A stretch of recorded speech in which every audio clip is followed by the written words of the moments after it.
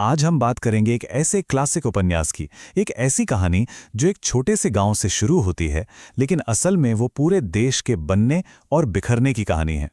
हाँ, ये है खुशवंत सिंह की ट्रेन टू पाकिस्तान। ये नॉवेल ना हमें उस दौर में ले जाता है जब बंटवारे जैसी 20वीं सदी की एक बहुत बड़ी घटना ने कैसे आम लोगों की जिंदगियों को हमेशा के लिए बदल दिया, ये उसकी कहानी है। और नॉवेल की शुरुआत होती है इस एक लाइन से। 1947 की गर्मी अन्य भारतीय गर्मियों की तरह नहीं थी। सोचिए, सिर्फ इस एक लाइन से ही एक अजीब सा, एक अशुभ सा माहौल बन जाता है। ये साफ इशारा है कि कुछ बहुत बड़ा और शायद बहुत बुरा होने वाला है। तो उस गांव की कहानी में जाने से पहले थोड़ा सा पीछे चलते हैं। जरा उस बड़े कैनवस को समझते हैं, उस ऐतिहासिक उथल-पुथल को जिसके बीच ये छोटी सी कहानी पनपती है। 1 करोड़ ये सिर्फ एक आंकड़ा नहीं है, ये उन लोगों की संख्या है, मुस्लिम, हिंदू, सिख, जिन्हें भारत के बंटवारे के वक्त अपने ही घरों से, अपनी जड़ों से उखाड़ फेंका गया था। और इस उथल-पुथल के बीच जो हिंसा भड़की, उसमें पहली मॉनसून की बारिश आने तक करीब 10 लाख लोग मारे गए थे। एक अंदाजा है ये। तो सवाल उठता है कि इसका जिम्मेदार कौन था? देखिए, मुस्लिमों का मानना था कि हिंदुओं ने यह सब शुरू किया। वहीं हिंदुओं के मुताबिक इसके लिए मुसलमान जिम्मेदार थे। लेकिन सच्चाई क्या थी? सच्चाई ये थी, जैसा कि नॉवेल बताता है, कि दोनों तरफ के लोगों ने मारा। दोनों ने गोलियां चलाईं, चाकू चलाए, भाले मारे, दोनों तरफ से जुल्म हुए। ये एक बदले की आग थी जो पूरे उत्तर भारत में फैल गई थी। अब इस बड़े भयानक मंजर से जूम इन करते हैं एक छोटी सी जगह पर, एक गांव जिसका नाम था मनो माजरा, जो इस पूरी तबाही के बीच एक अलग ही दुनिया थी।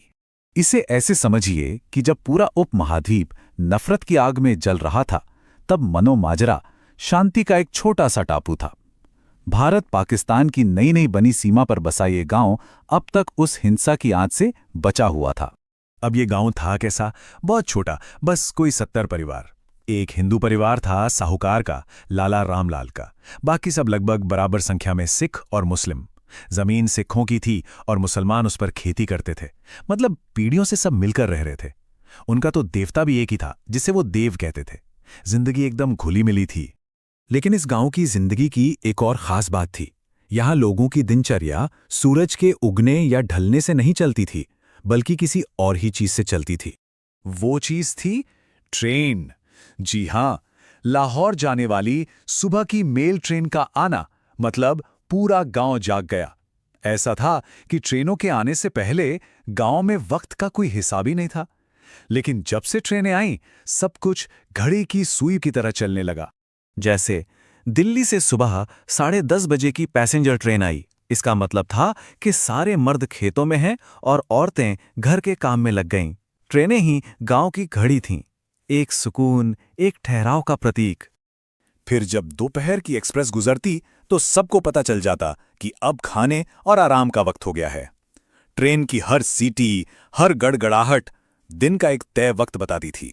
शाम को जब लाहौर से पैसेंजर ट्रेन आती तो ये इशारा होता था कि काम का दिन खत्म। ये जो ट्रेनों से बंधी एक तयशुदा जिंदगी थी ना, ये वही सामान्य जीवन था जो बाकी देश उस वक्त खो चुका था। और रात में जब मालगाड़ी आती तो मानो वो सबको गुड नाइट कह रही हो, सब सो जाते। तो मतलब बात यह है कि ट्रेनें सिर्फ ट्रेनें नहीं थी, वो भरोसे का, एक व्यवस्थित दुनिया का, एक दूसरे से जुड़े रहने का प्रतीक थीं। लेकिन फिर अगस्त 1947 की एक रात आई, और उस रात गांव की ये शांति, ये लय, ये भरोसा, सब कुछ टूट गया एक झटके में। तो आखिर ऐसा क्या हुआ जो शांति को तोड़ सकता था? हुआ ये कि बाहर की दुनिया की हिंसा, वो नफरत, वो अब दरवाजा तोड़कर गांव के अंदर आ चुकी थी। उस रात क्या हुआ? 5 हथियारबंद डकैत गांव में आए। उन्होंने गांव के अकेले हिंदू साहूकार लाला रामलाल का दरवाजा तोड़ा, उसे बेरहमी से पीटा, तिजोरी की चाबियां मांगी। जब उसने मना किया तो उसे भाले से मार डाला, और इल्जाम किसी और पर डालने के लिए उन्होंने गांव के ही एक बदमाश जुग्गत सिंह के आंगन में कांच की चूड़ियां फेंक दीं। बस यहीं से शक और हिंसा का वो पहला बीज बोया गया जो सदियों के भाईचारे को खत्म करने वाला था। अब इस एक घटना की वजह से कहानी के 2 सबसे अहम किरदार आमने सामने आ जाते हैं, और उनके साथ साथ पूरे गांव की किस्मत भी दांव पर लग जाती है। तो कौन है ये दो लोग? एक तरफ है जुग्गा सिंह उर्फ जुग्गा, गांव का बदमाश, एक फांसी पर चढ़े डाकू का बेटा जो खुद भी प्रोबेशन पर है। और उसका एक राज है, वो गांव के एक मुस्लिम जुलाहे की बेटी नूरन से प्यार करता है। जिस रात डकैती हुई वो नूरन के साथ ही था, इसलिए उसके पास अपनी बेगुनाही का कोई सबूत नहीं। और दूसरी तरफ हैं हुकुमचंद, डिस्ट्रिक्ट मैजिस्ट्रेट, कानून का रखवाला, जो देख रहा है कि कानून और व्यवस्था उसके हाथों से फिसल रही है।